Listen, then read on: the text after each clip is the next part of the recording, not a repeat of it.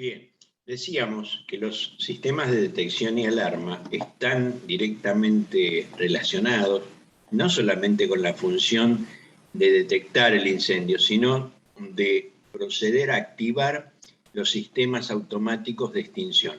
Entonces, esto es importante saber que nosotros no solamente vamos a detectar el incendio y generar una alarma que puede llamar gente, puede avisar, sino que en la mayoría de los casos los sistemas de detección están conectados a los sistemas de extinción y se utilizan precisamente para darles la activación necesaria y lograr que actúen los sistemas contra incendio. En general, cuando nosotros tenemos un circuito de detección y alarma, lo que vamos a tener son, este es un esquema genérico, pero sirve como para explicar la idea. Tenemos detectores de distinto tipo y que los podemos tener en distintos sectores, que pueden ser sectores de una misma planta, o podemos tener repartidos por piso, o los podemos tener en un depósito o en cualquier lado. Esos detectores tienen un circuito que además tiene pulsadores que permiten que yo active el sistema aún antes que el detector y dé una alarma de incendio. Si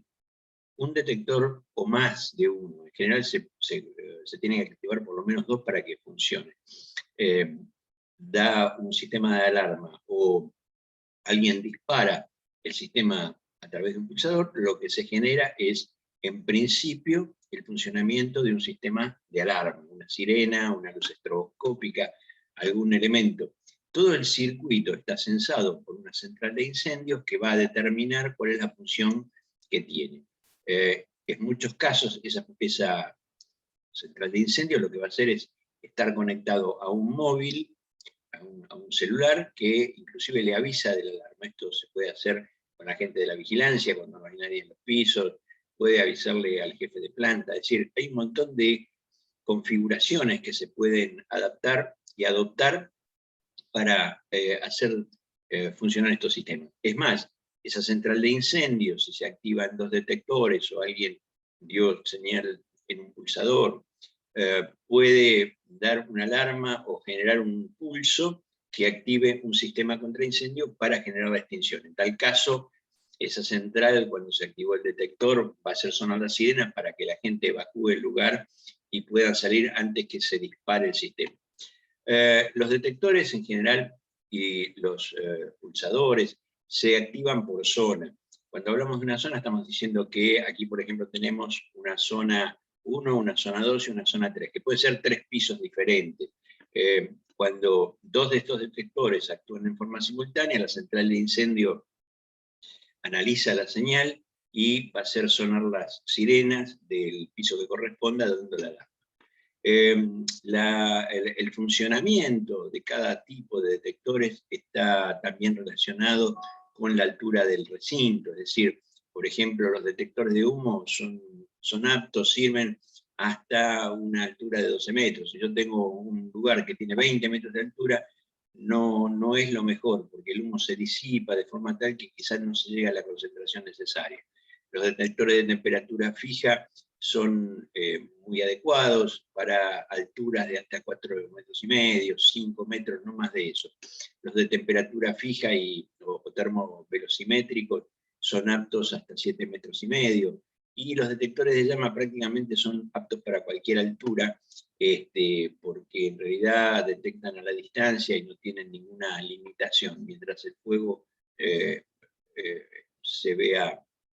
a través del detector, que pueda detectar, eso funciona. En general, cuando nosotros hablamos de circuito de detección por piso, estamos diciendo que en cada planta, aquí tenemos un ejemplo, ¿no?, de planta baja, primera, segunda y tercera planta, donde en cada una de esas plantas habrá un circuito de detectores que pueden dar el incendio y pueden ser de distintos tipos según la ocupación que lo tenga aquí adentro. Tendré un sistema de pulsadores manuales que me permitan disparar el sistema, un sistema de alarma que me dé la señal de incendio en esa planta para la evacuación, un sistema de luz estroboscópica que me avise, es decir, frente a, no solamente al ruido de la alarma, sino una luz estroboscópica para que se vea, Y cada uno de esos circuitos son censados y revisados permanentemente en un loop por una central de alarma. Esa central de alarma determinará si hay incendio, si se sacó un detector, si un detector falló, es decir, va a analizar las señales y va a tomar una determinación. Si se activan 2 o más detectores, según el circuito que se haya conformado, ese panel de alarmas de incendio me va a decir dónde está el detector que se disparó, y entonces me va a mostrar a través de un mímico cuáles son los circuitos, cuáles son los detectores, cuál es el lugar donde se disparó el sistema, y me permite ir a ver si no tengo sistema automático, o directamente me va a avisar de que se va a disparar el sistema en tal lugar. En general los detectores tienen algunos componentes que son básicos y que son, esto resume de alguna manera todos los detectores que nosotros vimos. Los iónicos, recordemos que detecta la presencia de gases de combustión o humos invisibles. Los ópticos de humo trabajan por oscurecimiento y difracción de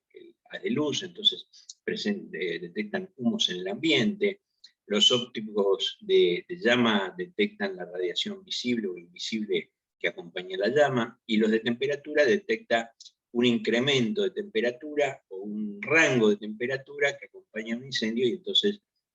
es el funcionamiento básico de cómo funcionan los tipos de detectores.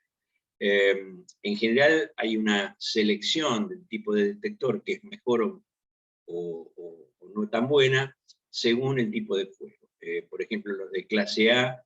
que son fuegos de sólidos, que se empiezan a quemar de a poco y generan humos de combustión, los que mejor funcionan son los iónicos y los de humo, porque los hace actuar inmediatamente. En el caso de los fuegos eléctricos no son tan buenos, en los fuegos de combustible líquido puede ser en algunos casos bueno, en otros casos no tanto.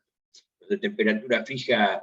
funcionan bien en los fuegos de combustibles líquidos o gases, los termovelocimétricos también en fuegos de combustible, y los de llama funcionan bien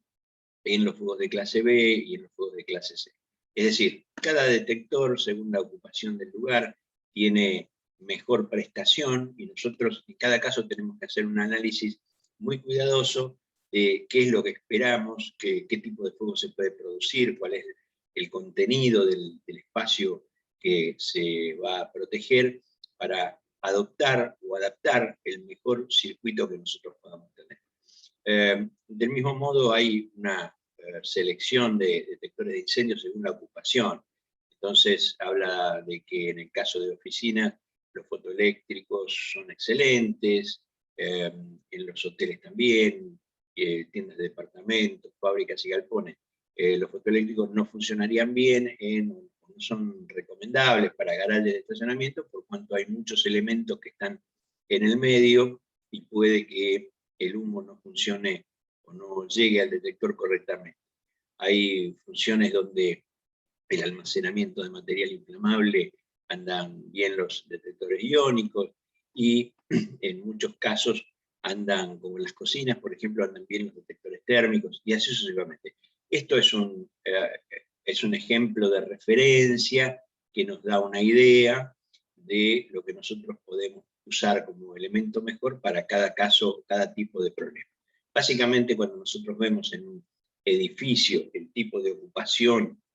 y la distribución de los detectores, tenemos que tener en cuenta que en general hay un circuito, que es este que nosotros vemos como una cañería en rojo, donde en cada espacio suele haber, o debería haber, por lo menos más de un detector. Entonces aquí tenemos que en este espacio hay 2 detectores, yo podría tener una llama acá abajo, me da señal en uno, pero si no se da el segundo detector, el sistema no dispara la instalación. Estos son los circuitos normales, es un circuito casi como cerrado, donde cada uno de los detectores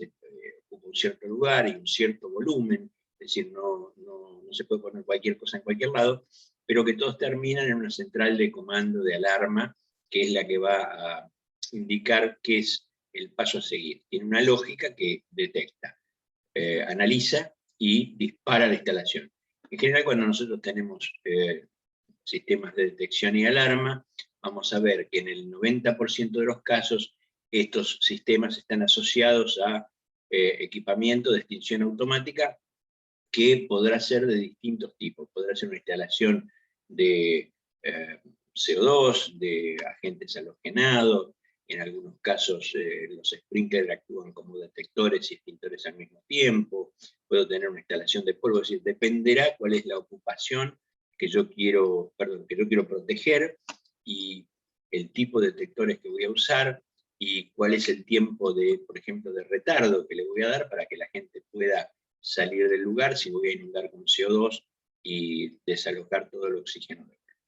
Básicamente, estos son todos los tipos de detectores que nosotros nos podemos encontrar. Permanentemente hay equipamiento nuevo, tecnológicamente más moderno, que va saliendo al mercado, y a esta altura lo que hemos visto es un panorama de todos los sistemas que tenemos de detección y alarma, con las variables que se pueden encontrar. Muy bien, con esto hemos terminado el sistema, la parte de detección y alarma, y seguiremos en adelante con otro tema. Así que por hoy nada más, muchas gracias y buenas tardes.